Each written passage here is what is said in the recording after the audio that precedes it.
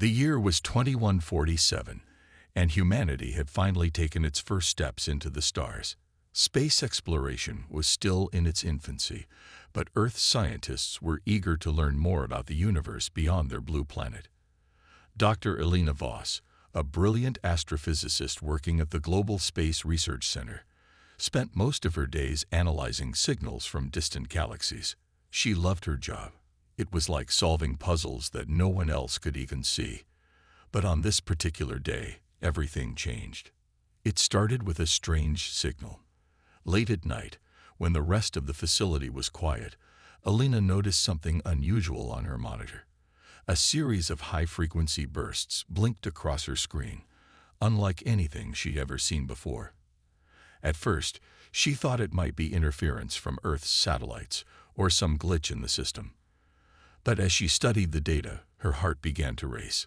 These weren't random blips. They were structured, deliberate. Someone, or something, was sending a message. Before she could fully process what she was seeing, alarms blared throughout the center. Red lights flashed, bathing the room in an eerie glow. Outside, the sky lit up with streaks of fiery light as dozens of massive ships descended through Earth's atmosphere. They moved quickly, too fast for any human-made craft to match. People around the world watched in awe and terror as cities were suddenly flooded with the hum of alien engines. Elena froze, her hands trembling over the keyboard. What had she just intercepted? Was this connected to the signal? Her mind raced as chaos erupted outside. News reports poured in, showing scenes of destruction. Alien weapons fired beams of energy, obliterating buildings and infrastructure. Panic spread like wildfire. Governments scrambled to respond, but their defenses were woefully inadequate against such advanced technology.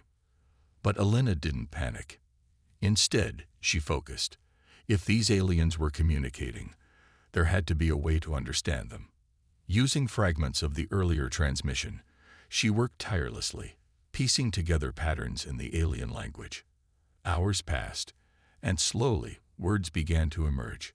Phrases like resource extraction and Earth designation appeared on her screen. That's when it hit her.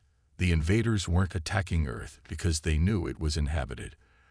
They thought it was Earth, a barren mining planet listed in their outdated star charts. Her discovery sent chills down her spine. This wasn't a calculated assault. It was a colossal mistake. But how could she prove it? And who would believe her? Just then, her communicator buzzed. It was her estranged brother, Captain Marcus Kane, calling from his post aboard an orbital defense platform. His voice crackled through the speaker, tense and urgent. "Elena, we need answers," he said. "What do you know about these things?" She hesitated for only a moment before replying. "Marcus, listen carefully. I think they've made a huge error. They don't realize they're attacking us. We have to tell them." Marcus sighed heavily. "And how exactly are we supposed to do that while dodging plasma cannons?" "I'll figure it out," Elena replied firmly. "Just buy me some time." As the call ended, Elena leaned back in her chair, staring at the glowing lines of alien text on her screen. Time was running out, and the fate of billions rested on her shoulders. Somewhere deep inside, though, she felt a spark of hope. Maybe, just maybe, this misunderstanding could be resolved without more bloodshed. Little did she know, the real challenge was only beginning. Captain Marcus Kane wasn't the kind of man who panicked under pressure. As a seasoned pilot and commander of one of Earth's orbital defense platforms, he had faced countless crises in his career. But nothing could have prepared him for what was happening now. The alien fleet, massive, sleek ships that glided through the atmosphere like predators, was unleashing destruction on a scale humanity had never seen before. Cities burned, skies lit up with fiery explosions, and millions scrambled for safety as the invaders attacked without warning. Marcus stood on the bridge of his platform, gripping the railing tightly as he watched the chaos unfold below. His crew worked frantically to coordinate counterattacks, but their efforts felt futile against the overwhelming firepower of the alien ships. Plasma beams sliced through Earth's defenses like they were made of paper, leaving craters where buildings once stood. Every attempt to retaliate ended in failure. It was clear. Humanity was outmatched. But Marcus refused to give up. He knew desperation could be a powerful weapon if used wisely. Calling his team together, he outlined a risky plan. Using experimental EMP missiles designed to disable enemy electronics, they would target one section of the alien fleet at a time. If they could cripple even a few ships, it might buy Earth enough time to regroup, or at least figure out why these invaders were attacking in the first place. The operation was dangerous, bordering on suicidal. The alien vessels moved too quickly, and their shields seemed impenetrable. But Marcus didn't care. "We've got one shot at this," he told his crew. "Let's make it count." With adrenaline coursing through his veins, Marcus led the charge. His small squadron of fighters darted between the larger alien ships, dodging blasts of energy while launching their EMPs. For a moment, it seemed like the plan might fail. The missiles exploded harmlessly against the alien shields. Then one hit its mark. A massive alien cruiser shuddered violently as its systems went dark. Cheers erupted among Marcus's crew, but there was no time to celebrate. Taking advantage of the opening, Marcus ordered his team to focus fire on another ship nearby. Their success came at a cost. 2 of Marcus's pilots were lost during the skirmish, their ships vaporized by retaliatory fire. Guilt weighed heavily on him as he returned to the platform, but he pushed it aside. There would be time to grieve later, if they survived. Back aboard the station, Marcus examined the aftermath of the battle. One of the disabled alien ships drifted aimlessly in orbit, its once gleaming hull scorched and battered. An idea struck him. "If we can capture something from them," he said to his second-in-command, Lieutenant Harper, "maybe we can learn how they work. Maybe even find a way to talk to them." Harper hesitated. "Sir, that's risky. What if they send reinforcements?" "We don't have a choice," Marcus replied firmly. "Earth needs answers, and fast." With a skeleton crew, Marcus boarded a shuttle and approached the crippled alien vessel. The closer they got, the more intimidating it became. Its jagged design looked almost insect-like, with glowing panels pulsating faintly along its surface. When they docked and breached the airlock, they found the interior eerily silent. Strange symbols covered the walls, and the hum of failing machinery filled the air. As they explored cautiously, Marcus spotted a damaged drone lying motionless in a corner. It was smaller than expected, about the size of a dog, with spindly legs and multiple lenses instead of eyes. Carefully, he picked it up and carried it back to the shuttle. When they returned to the platform, Alina was waiting. She had been monitoring the mission remotely and wasted no time getting to work. Plugging the drone into her equipment, she began analyzing its data. Hours passed before she finally looked up, her face pale but determined. "They're not here because of us," she said quietly. "They thought Earth was empty." Marcus frowned. "What do you mean?" Alina explained what she'd learned from the drone's memory banks. The aliens, calling themselves the Krill, were scavengers searching for resources to save their dying civilization. Their maps labeled Earth as Earth, a barren mining planet devoid of intelligent life. They hadn't bothered to check if the information was accurate. Marcus let out a bitter laugh. "So we're being wiped out because of a typo." Alina nodded grimly. "Looks like it." Marcus clenched his fists. "Then we need to tell them the truth, before it's too late." Outside, the alien fleet continued its relentless assault.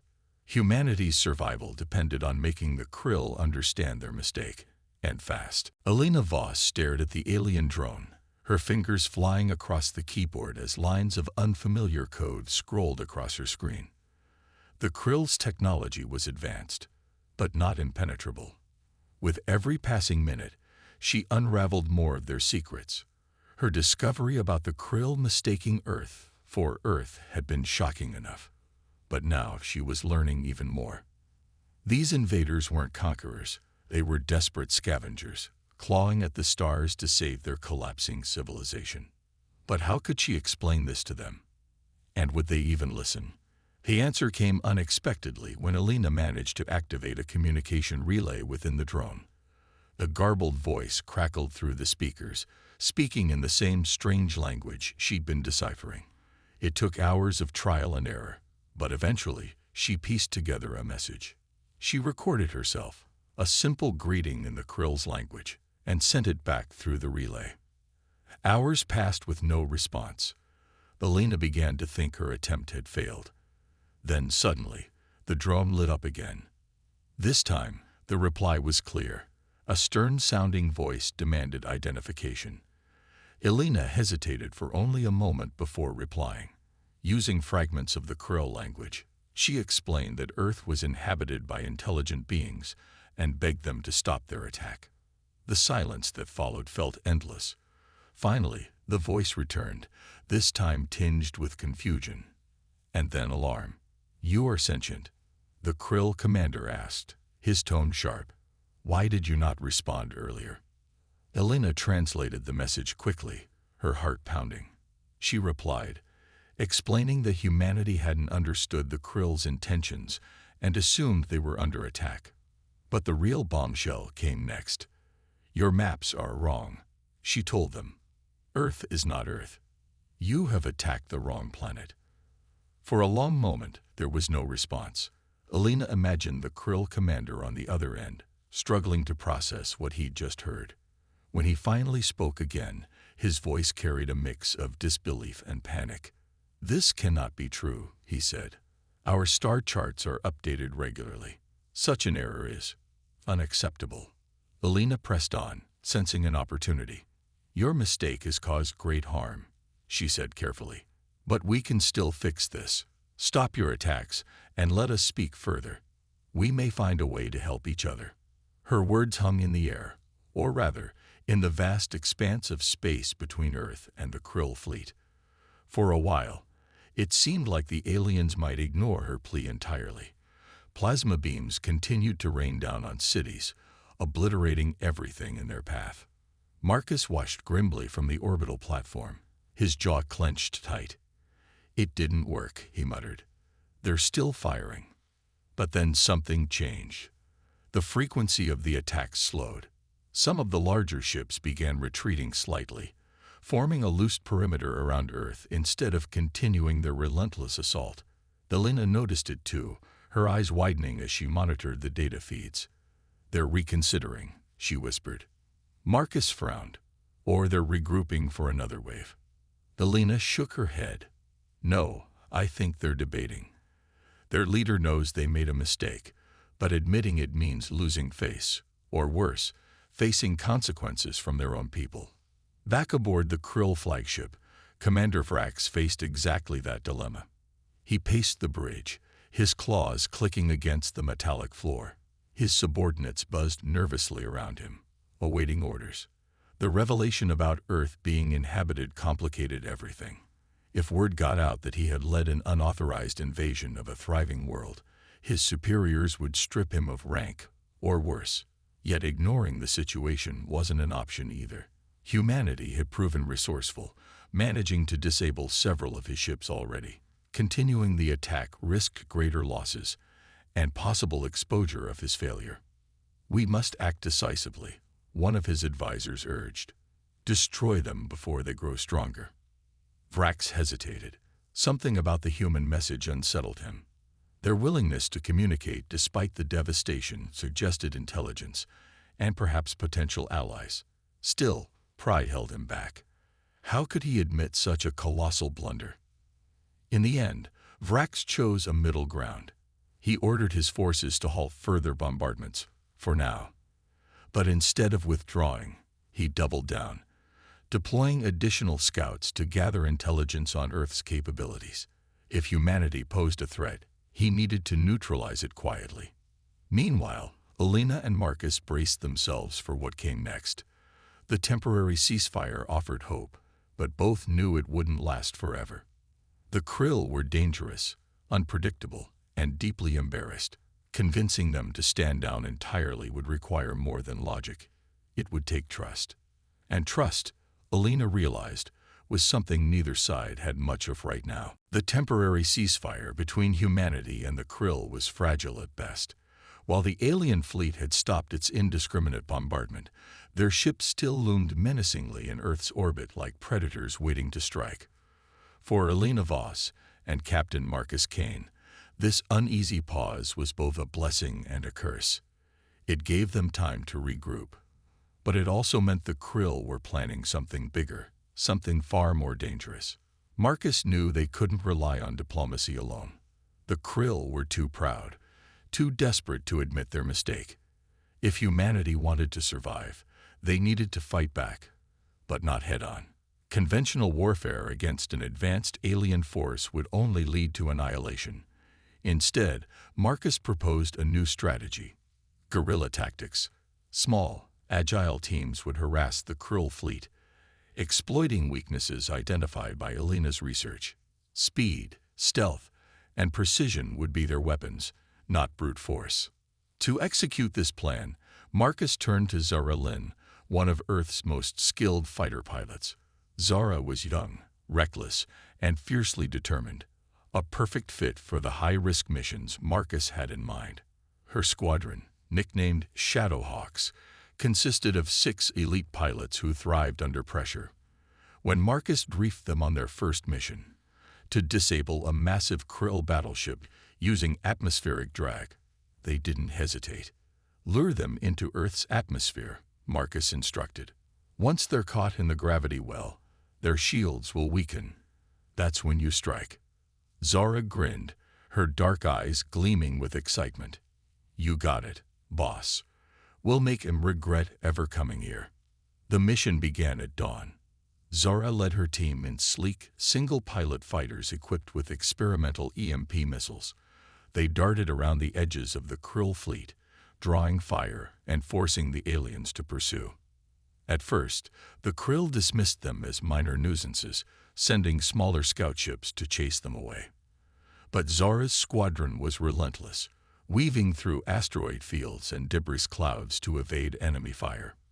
When the Krill battleship finally descended to join the hunt, Zara knew they had succeeded in baiting it. The massive vessel moved slowly compared to the nimble human fighters, but its sheer size made it a formidable opponent. Plasma beams streaked across the sky as Zara and her team danced just out of reach, taunting the behemoth closer and closer to Earth's atmosphere. As planned, the battleship's shields began to falter under the strain of atmospheric drag. Sparks flew from its hull as friction heated the metal to unbearable temperatures. Seizing the opportunity, Zara signaled her team to attack. They unleashed a barrage of EMP missiles, targeting the ship's weakened defenses. Explosions rocked the vessel, and within moments, it lost all power. Helpless, the battleship plummeted toward Earth, crashing into the ocean with a deafening roar. The victory was short-lived but significant. News of the Shadowhawks' success spread quickly, boosting morale across the globe. For the first time since the invasion began, humanity dared to hope. People took to the streets, cheering for Zara and her team. Social media buzzed with videos of the daring dogfight, turning the pilots into overnight heroes. But Marcus remained cautious. He knew one win wouldn't end the war. The Krill still outnumbered and outgunned humanity. Worse, their pride had been wounded, and that could make them even more dangerous. Back at the Global Space Research Center, Elena analyzed data from the battle, searching for patterns in the Krill's behavior. She discovered that while their technology was advanced, it wasn't flawless. Their cloaking devices, for example, left faint energy signatures detectable with the right equipment. Armed with this knowledge, Elena devised a prototype device capable of disrupting the Krill's invisibility fields. This could level the playing field, she told Marcus during a late-night meeting. If we can see them before they see us, we'll have the upper hand. Marcus nodded, impressed by her ingenuity. Get it built. We'll need every advantage we can get. As Elena worked tirelessly to refine the device, Marcus prepared his next move. Guerrilla tactics had proven effective, but they weren't enough to turn the tide completely. To truly stand a chance, humanity needed to hit the Krill where it hurt, their command structure. And for that, he needed Zora's expertise once again. "Think you're up for another suicide mission?" Marcus asked her the following day. Zora smirked. "Is there any other kind worth flying?"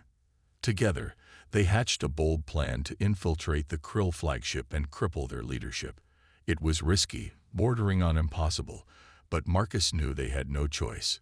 Every second counted, and failure wasn't an option. The victory against the Krill battleship had given humanity a much-needed morale boost, but it also came with a sobering realization. Defeating the Krill outright was impossible. Their technology was far superior, and their numbers were overwhelming. If Earth wanted to survive, it needed more than clever tactics. It needed a way to end the conflict without further bloodshed. Elena Voss knew this better than anyone. As she studied the data from the recent battle, her mind kept circling back to one idea: negotiation. But how do you negotiate with an alien species that doesn't trust you, and whose pride won't let them admit they made a mistake? Elena wrestled with the question late into the night, staring at the glowing lines of alien code on her screen. The answer came to her in pieces, like solving a puzzle. Instead of demanding peace, she proposed something else entirely: cooperation. What if humanity offered the Krill what they truly needed: resources and solutions for their dying homeworld, in exchange for leaving Earth alone? When Elena presented her plan to Marcus, he raised an eyebrow. "You want us to help them after everything they've done?" he asked incredulously. "It's not about forgiving them," Elena replied firmly. "It's about survival, for both sides. If we can show them we're worth more alive than dead, maybe they'll listen." Marcus hesitated. The idea felt risky, almost naive. But deep down, he knew Elena was right. Humanity couldn't win this war through force alone. Reluctantly, he agreed to support her proposal, but only if she accompanied him to deliver it personally. The mission was fraught with danger. Boarding the Krill flagship meant stepping directly into enemy territory, unarmed and unprotected. Yet Elena didn't hesitate. She understood the stakes better than anyone. With Marcus by her side, she boarded a small shuttle and set course for the heart of the Krill fleet. As they approached the massive alien vessel, Elena's stomach churned with nervous energy. The ship loomed ahead, its jagged edges glinting ominously in the sunlight. When they docked and stepped inside, they were met by a squad of heavily armed Krill soldiers. Their insect-like eyes scanned the humans with cold indifference as they escorted them to the command center. There, they met Commander Vrax. He was taller than the other Krill, his exoskeleton gleaming with intricate patterns that marked his rank. His demeanor was calm but wary, his claws clicking softly against the metallic floor as he studied the intruders. Elena took a deep breath and began speaking in halting but clear phrases of the Krill language. "Commander Vrax," she said, "we come not to fight, but to offer a solution. Your people are desperate, searching for resources to save your world. We understand this. Let us help you." Vrax's expression remained unreadable. "Why would you aid us after we attacked your planet?" he asked, his voice sharp.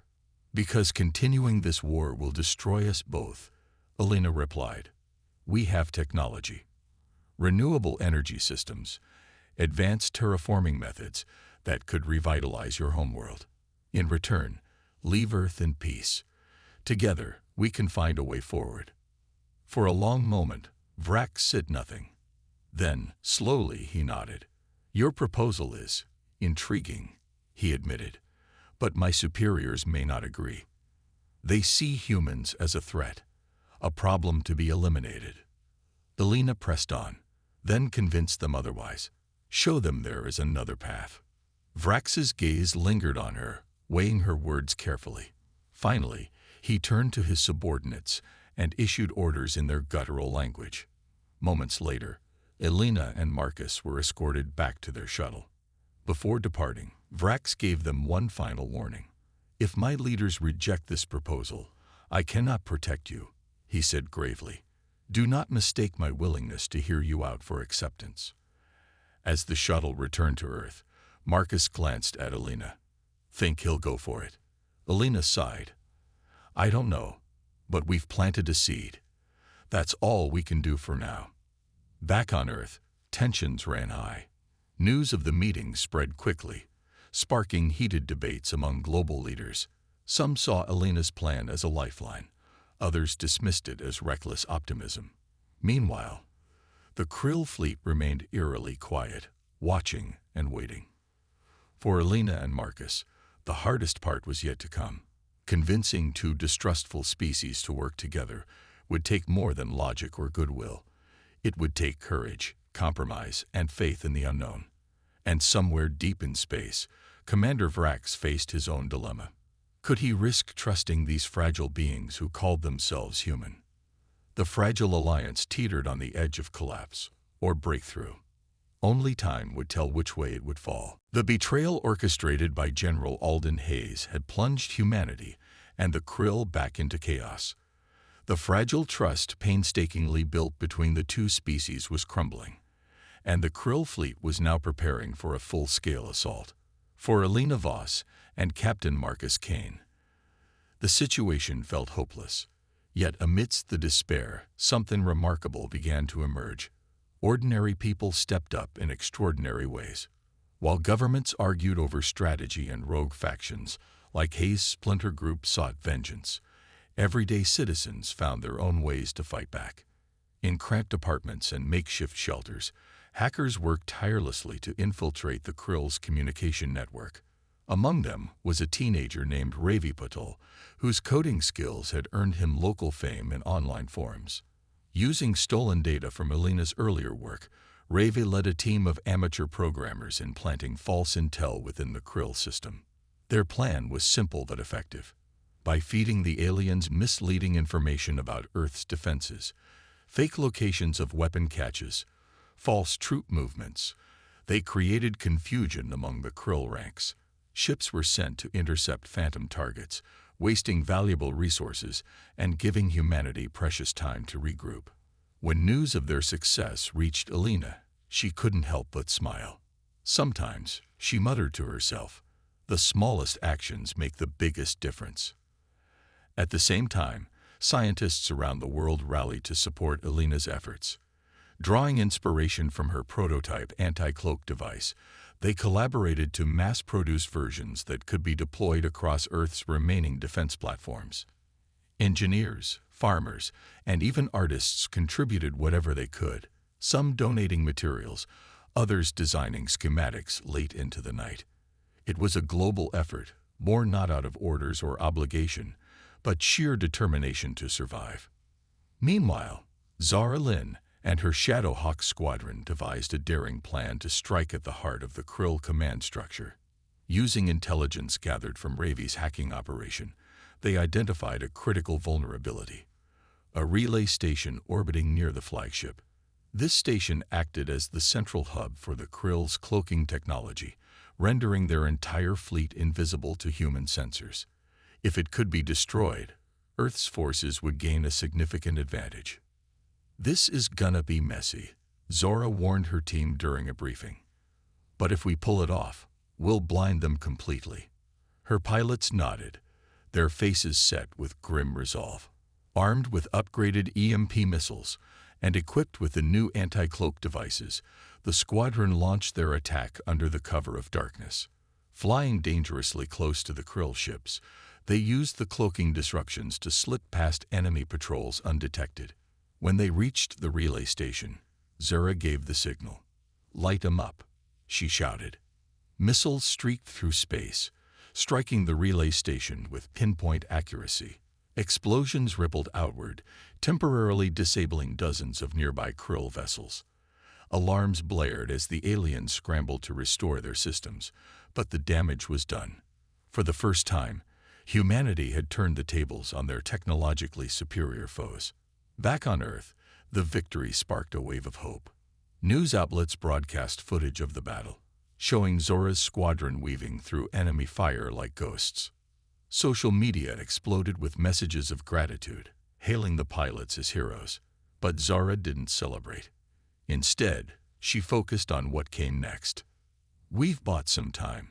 she told Marcus when they reunited aboard the orbital platform. But this war isn't over yet. Not by a long shot. Marcus agreed, his expression grim. Despite the recent wins, the Krill were still too powerful to defeat outright. Humanity needed more than clever tactics. It needed unity.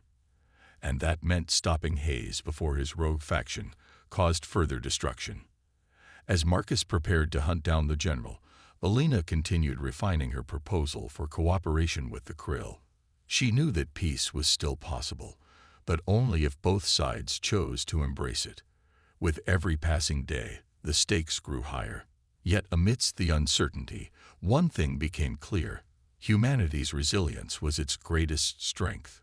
Ordinary men and women, driven by courage and ingenuity, were proving that even the most unlikely heroes could change the course of history. And somewhere deep in space, Commander Vrax watched the unfolding events with growing curiosity. Perhaps these fragile beings weren't as weak as he'd assumed. The destruction of the Krill relay station marked a turning point in the war, but it was only the beginning. While Zara Lynn and her squadron celebrated their hard-fought victory, Marcus Kane knew they couldn't afford to rest. The Krill fleet was still formidable, and their retaliation would come swiftly. Humanity's survival depended on staying one step ahead. And for that, they needed every advantage they could get. Alina Voss had been working around the clock to refine her anti-cloak device, ensuring it could be deployed across Earth's remaining defense platforms. Her invention gave humanity a crucial edge: the ability to see through the Krill's invisibility fields. With this newfound visibility, Earth's forces could target the alien ships directly instead of relying on guesswork. But Alina didn't stop there. She also developed a secondary function for the device: a jamming signal capable of disrupting the Krill's communication network. If successful, it would sever their ability to coordinate attacks, leaving them vulnerable and disorganized. Marcus wasted no time putting the new technology into action. Under his command, teams of engineers installed the devices on orbital platforms and fighter squadrons. Meanwhile, Zara and her Shadowhawks prepared for another high-risk mission, using the anti-cloak tech to locate and disable the Krill mothership, the nerve center of their entire operation. Without it, the invaders' chain of command would collapse. "This is gonna be messy," Zara warned her team during a pre-mission briefing. "Their mothership isn't just big. It's heavily guarded. We'll need perfect timing and a whole lot of luck." Her pilots nodded, their expressions grim but determined. They were veterans now, hardened by weeks of relentless combat. Each of them understood the stakes. Failure meant annihilation for Earth. The mission launched at dawn. Using the anti-cloak device, Zora's squadron pinpointed the mothership's location deep within the Krill fleet. Its massive silhouette loomed ominously against the backdrop of space, bristling with weapons and shield generators. Getting close enough to strike seemed impossible, but Zara had a plan. "Here's the deal," she said over the comms. "We split into two groups. One distracts the outer defenses while the other slips inside. Once we're in, we take out the reactor core." "Got it," her team acknowledged, and the attack began. The first group surged forward, drawing fire from the Krill's smaller escort ships. Explosions lit up the void as plasma beams streaked past Zora's cockpit. She gritted her teeth, focusing on the objective ahead. When the second group, including Zara herself, slipped past the chaos and entered the mothership's docking bay, they moved with precision, planting EMP charges along key systems. Inside the ship, the air was thick with tension. Strange symbols glowed faintly on the walls, and the hum of alien machinery filled the corridors. Zara's team navigated cautiously, avoiding patrols of Krill soldiers. When they reached the reactor core, they planted their final charge, a powerful explosive designed to destabilize the ship's power supply. "Time to go," Zara shouted, signaling the retreat. As the team raced back toward their fighters, alarms blared throughout the mothership. The Krill scrambled to contain the breach, but it was too late. The reactor exploded, sending shockwaves rippling through the vessel.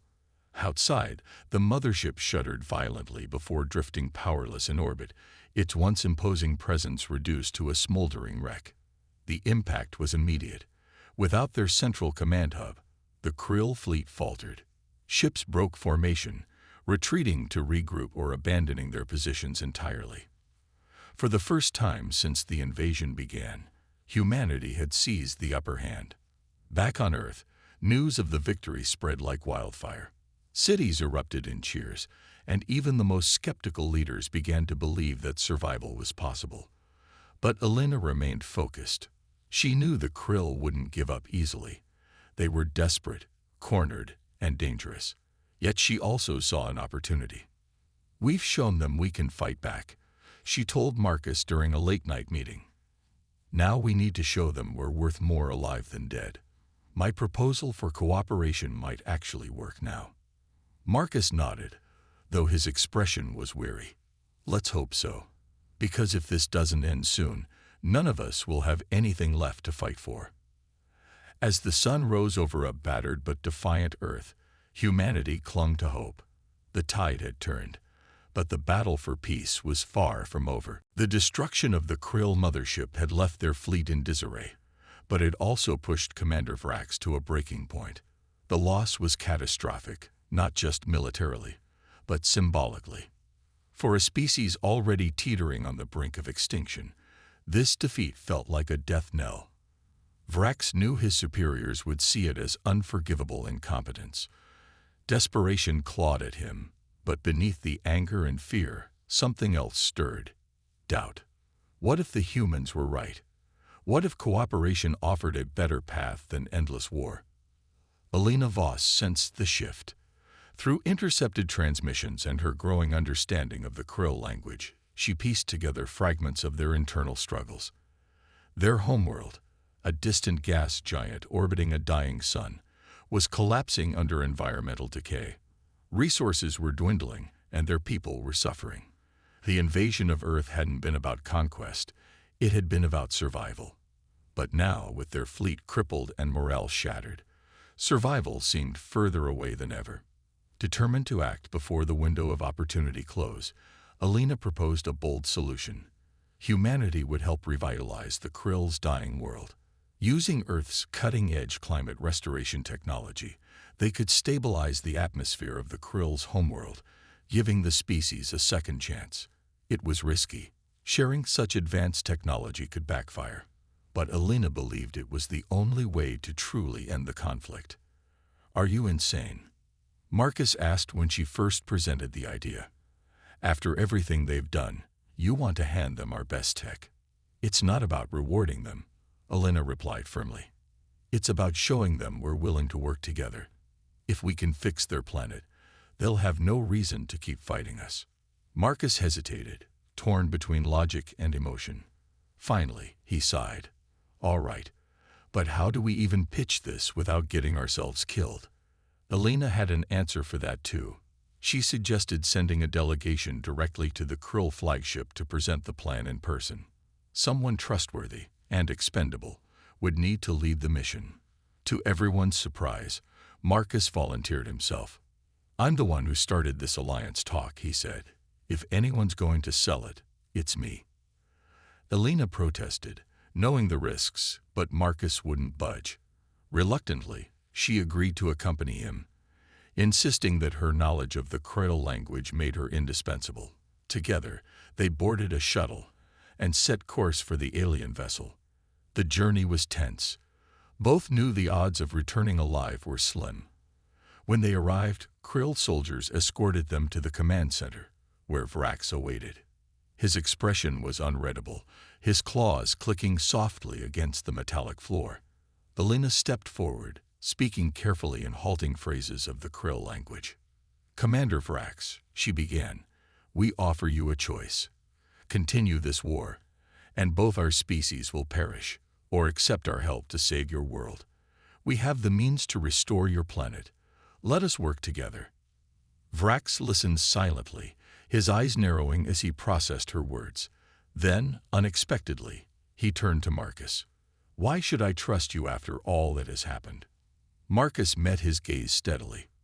Because if you don't, neither of us will survive. This isn't about pride. It's about survival. And maybe redemption. For a long moment, Vrax said nothing. Then, slowly, he nodded. I will take your proposal to my leaders. But know this, if they reject it, I cannot protect you. Before they could leave, disaster struck. A rogue faction of Krill extremists, unwilling to consider peace, launched an ambush on the command center. Chaos erupted as plasma blasts filled the air. In the confusion, Marcus shielded Elena from incoming fire, taking a direct hit meant for her. Marcus, Elena screamed, catching him as he collapsed. Blood seeped through his uniform, but he managed a weak smile. Finish it, he whispered. Show them we're worth saving. As Marcus breathed his last, Vrax watched in stunned silence. The human sacrifice wasn't lost on him. Turning to his crew, he issued orders sharply. Secure the humans. Their message must reach my leaders. Back on Earth, news of Marcus' death spread quickly, sparking outrage and resolve. Humanity mourned their hero, but his final act became a rallying cry. Cooperation wasn't weakness, it was courage. And for the first time, Vrax began to believe it too. Marcus Kane's sacrifice became a turning point, not just for humanity, but for the Krill as well.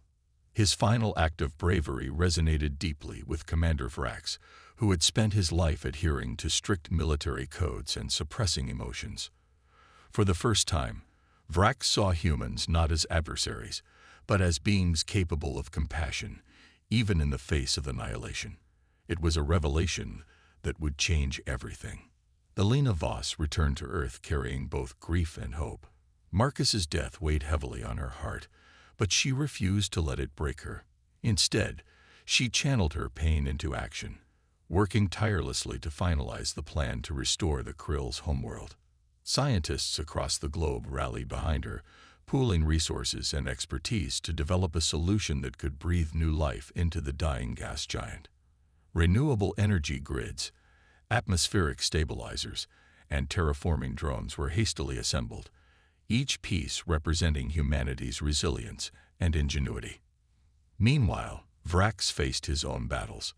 Presenting Elena's proposal to the Krill High Council was no easy task. The council members, cold, calculating leaders who viewed weakness as a liability, were skeptical. Some outright rejected the idea, accusing Vrax of sympathizing with the enemy. But Vrax stood firm, using every ounce of authority he possessed to argue for cooperation. He recounted Marcus's selfless act, emphasizing that humanity had proven itself worthy of trust. Slowly, grudgingly, the council began to listen. The decision came down to one vote. After hours of heated debate, the council narrowly approved the proposal, but with conditions. Humanity would provide the technology and expertise, but the Krill insisted on maintaining oversight to ensure its proper use. Elena agreed, knowing compromise was essential. Together, humans and Krill drafted a formal treaty, pledging mutual aid and coexistence. It wasn't perfect, but it was a start. As work began on revitalizing the Krill's homeworld, the two species forged bonds neither had anticipated. Engineers shared knowledge, linguists bridged communication gaps, and ordinary citizens found common ground despite their differences.